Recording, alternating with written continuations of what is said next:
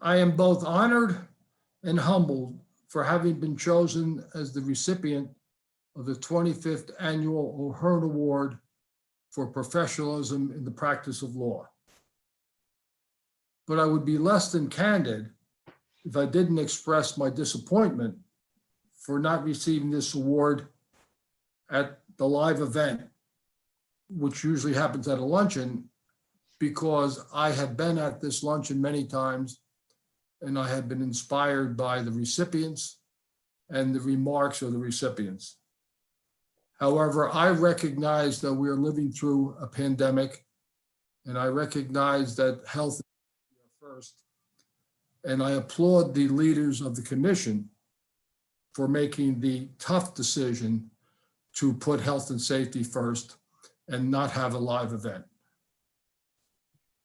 The receipt of the O'Hearn Award is particularly meaningful to me because I know Justice O'Hearn. In the 80s, I was at a bar conference in London, and my spouse Catherine and I and Matty Boylan and his wife Daryl were going out to dinner, and we ended up meeting Justice O'Hearn in a pub and spent a delightful night telling stories and just getting to know one another. Through the years, he would always mention the time we had dinner together in London. And Justice O'Hearn was the consummate professional as a lawyer, as a judge, and as a public servant. And he certainly is a wonderful namesake for this award. At the outset, I would like to express my appreciation to Rutgers Law School for the superb legal education I received there during a very exciting time in the late 60s.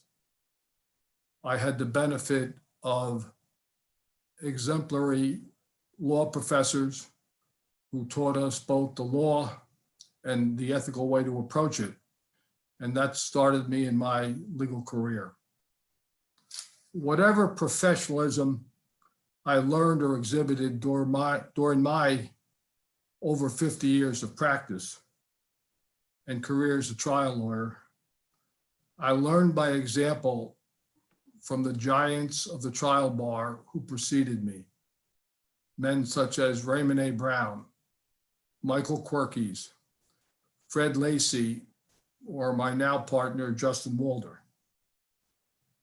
Each of these lawyers never took shortcuts and were committed to professional excellence, not by what they said, but what they did. Somehow I remember the line which has been attributable to St. Francis: preach the gospel every day, when necessary, use words. Well, these giants of the trial bar didn't use words, they just showed you how to do it by their work ethic and their commitment to excellence. I remember early on in my career, back in the days when in federal courts, you'd pick juries 2 or 3 at a time.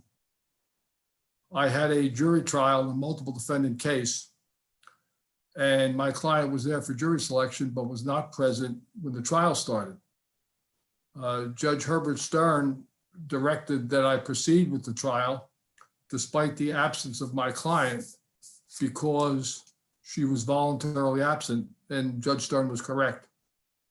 I was amazed during the trial, without a client, without much of a chance to win, how hard I worked for my opening, how hard I worked to get the cross-examination ready, how I gave up the weekend to get my summation ready. Only after the trial did I realize that I did it out of a sense of professional pride. I was not about to mail it in because I learned from the lawyers before me that you don't mail it in. Another role model for me as to resiliency and professionalism was my father, Joseph A. Hayden Sr. Dad was a well-known trial lawyer in the 50s and 60s. In 1967, he became the president of the Essex County Bar. Subsequently, he almost lost everything due to alcohol, including his license to practice law, but became sober and started again as a second act in the Essex County Prosecutor's Office as an entry-level assistant prosecutor. Because of his talent, he rose and ultimately became the chief trial attorney in that office, a very fine office, and tried many of the major homicide cases through the years at the time he left. I always felt that Dad's greatest gift to me was to show me a brilliant second act after seeing him hit the floor where he went down but did not stay down for the count. And that was an act of professionalism also. One of the lessons that I learned from my father involved a case that I was trying when he was in the second act at the prosecutor's office. In the late 70s, I represented the chief of police of Orange, who was under a number of indictments, and we had a number of trials. And the first case was a hung jury. And as we were leaving the case, the courthouse, we received pictures and plaudits because a hung jury is usually considered a win for the defense. Second case ended up as a hung jury.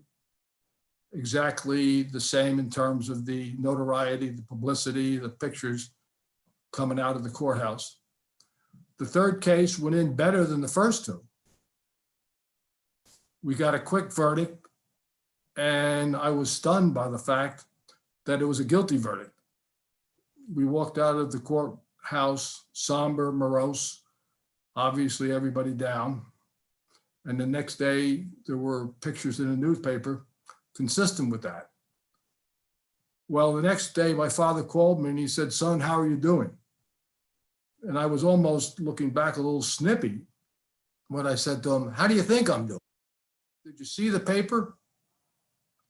And with that, he took a deep breath and he said to me, "Son, if you're not willing to try a case, lose, and end up on the front page of the papers, you are in the wrong business.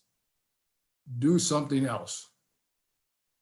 And one of the things I learned from that example through the years is you have to put your all into a case, but be prepared to lose and do it graciously and do it without petulance.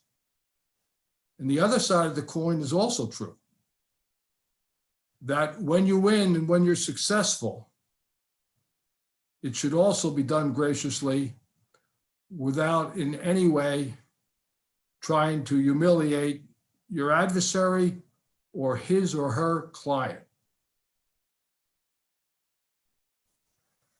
I have been privileged through my 50 years of trial work of trying a lot of what they call high publicity cases, live cameras in the courtroom,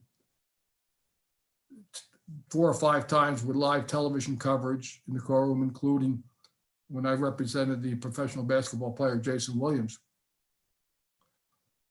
But the most meaningful experience I ever had in the courtroom had nothing to do with a high-profile case.